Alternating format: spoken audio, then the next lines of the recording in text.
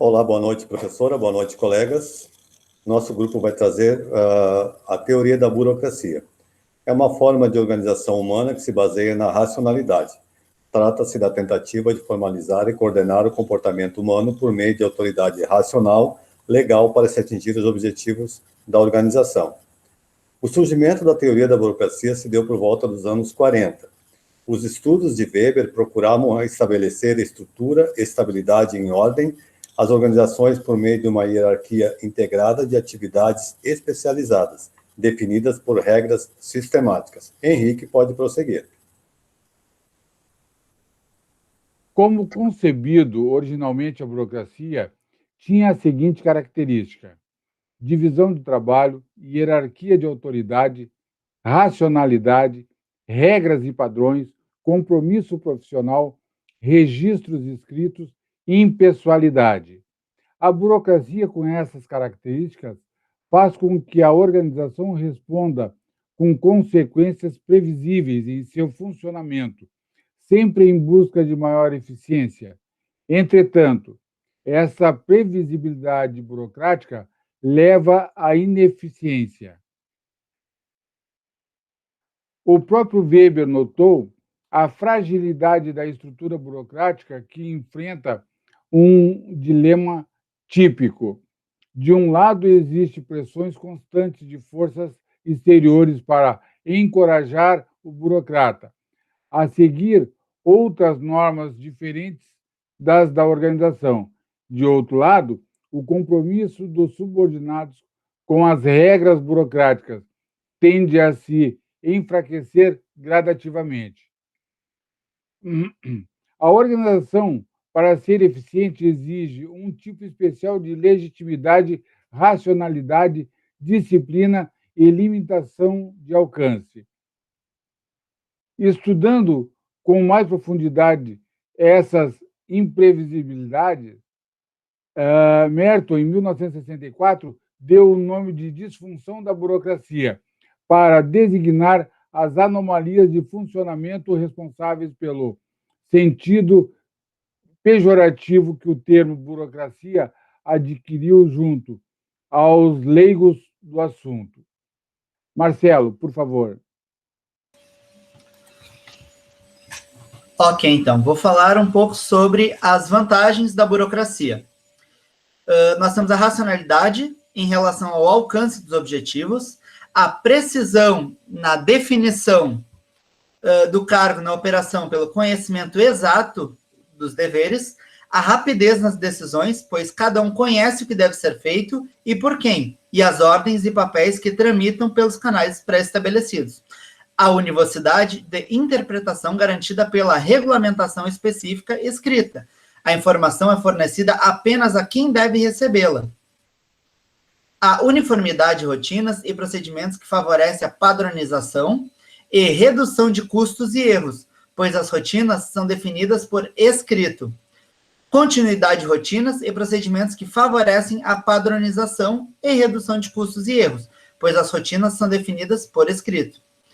Continuidade da organização, por meio da substituição do pessoal que é afastado. Além disso, os critérios de seleção e escolha do pessoal baseiam-se na capacidade técnica. Redução do atributo entre as pessoas, pois cada funcionário conhece o que é exigido dele e quais os limites entre suas responsabilidades e as dos outros. Constância, pois os membros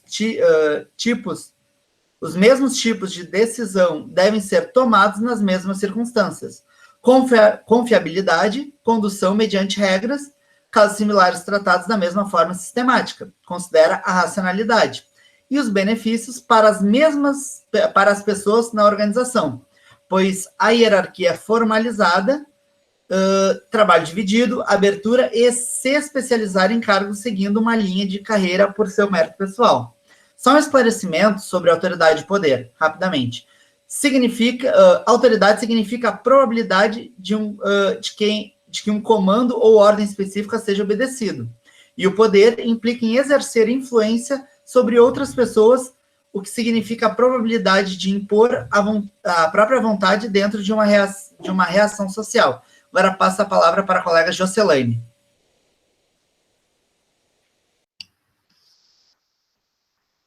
Boa noite. Eu vou falar sobre os tipos de autoridade existentes. Seria a tradicional, ordem social sagrada, direito divino, tradição cultural e herança. A carismática, como baseada nas características pessoais dos indivíduos. E a racional legal, predomina na sociedade industrial, baseada em normas e regras feitas por um regulamento reconhecido e aceito por todos os membros, o qual dizem respeito. Após, a gente vai ter o paradigma weberiano, que vai se dividir entre o conhecimento, a ação humana, a realidade e o tipo ideal de burocracia. As funções da burocracia seriam a especialização, com o objetivo do crescimento da produtividade, a estrutura, que dá forma e conteúdo à organização, a previsibilidade, seria a estabilização por regras, regulamentos, estruturas, racionalização e relações humanas, racionalidade, com julgamentos segundo critérios gerais versus capricho, prestígio ou extravagância. A democracia, competência como única base para a manutenção de um cargo.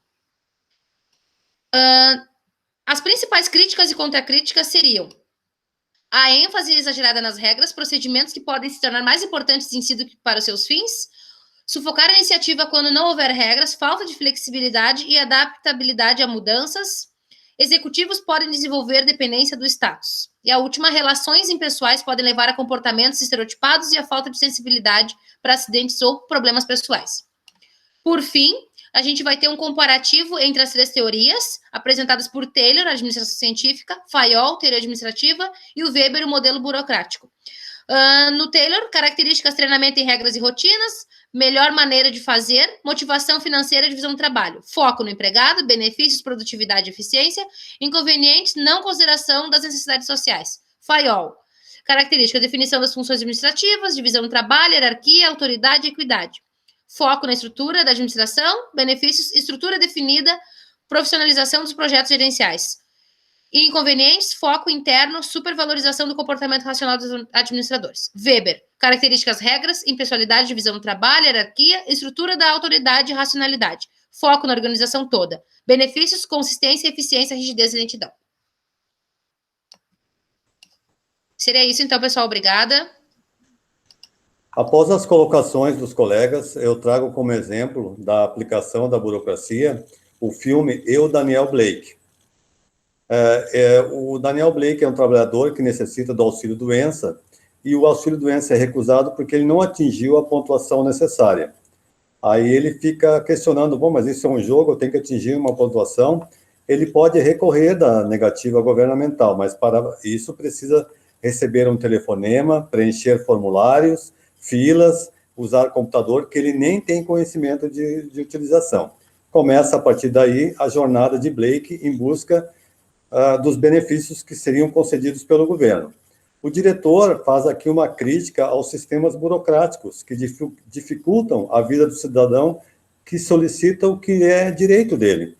E aí fica impossível a gente não trazer para o nosso dia a dia, com as pessoas enfrentando longas esperas pelas perícias médicas e, ao final, receberem a notícia da negação do auxílio. Nesse momento, a gente reflete sobre a importância da burocracia para estabelecer filtros necessários aos processos de atendimento ao cidadão para que não haja fraudes. Mas, por outro lado, fica muito evidente a impessoalidade cruel do sistema. Não basta estar doente, tem que documentar, protocolar, evidenciar, caso contrário, não terá êxito. Tá?